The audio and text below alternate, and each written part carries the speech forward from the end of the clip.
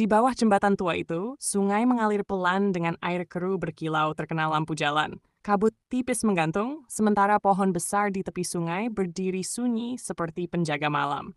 Tak ada siapapun, hanya suara air dan angin.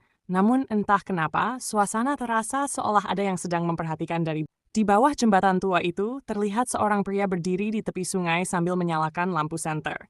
Sorot cahayanya menyapu permukaan air yang tenang dan akar pohon besar di dekatnya. Kabut tipis bergerak pelan. Pria itu melangkah maju, menyorot ke bawah jembatan. Lalu berhenti, seolah ada sesuatu yang baru saja bergerak di balik gelap. Dari balik lengkungan jembatan, terlihat sosok ular besar bergantung diam. Tubuhnya melilit besi pembatas, ekornya menjuntai perlahan di udara. Pria itu mengarahkan senter ke atas. Cahaya menyapu sisik yang berkilau basah.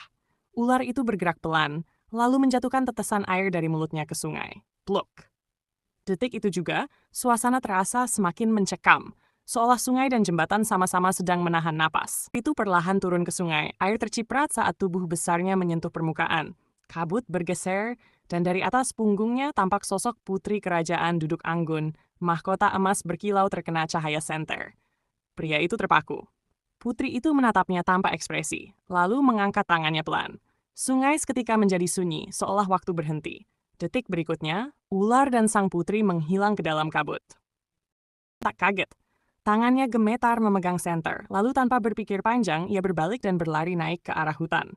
Ranting patah di bawah kakinya, napasnya tersengal menembus kabut malam. Dari balik pepohonan terdengar suara air bergolak pelan. Ia terus berlari, tak berani menoleh lagi, karena ia yakin sesuatu masih mengawasinya dari bawah jembatan. Ular itu masih mengejarnya. Tanah hutan bergetar setiap kali tubuh besarnya melata di belakang pria itu. Daun-daun beterbangan, ranting patah, dan suara desis berat terdengar makin dekat. Pria itu berlari sekuat tenaga, senter terayun liar di tangannya. Sekali ia menoleh, mata ular itu menyala di balik gelap. Jaraknya tinggal beberapa langkah lagi.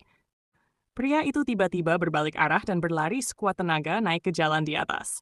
Napasnya tersengal, kakinya terpeleset di tanah basah, sementara cahaya senter bergoyang liar di tangannya. Di belakangnya, suara gesekan tubuh ular terdengar makin dekat. Ia memanjat lereng terakhir, lalu meloncat ke aspal jalan.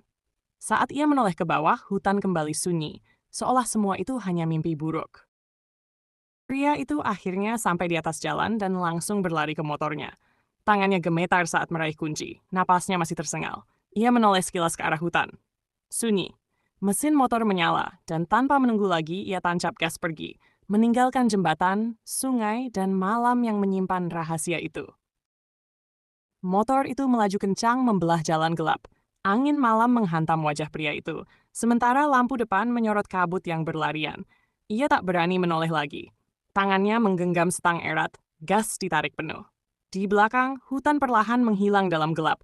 Namun bayangan malam itu tetap tertinggal di benaknya, seperti mimpi buruk yang tak akan pernah benar-benar pergi.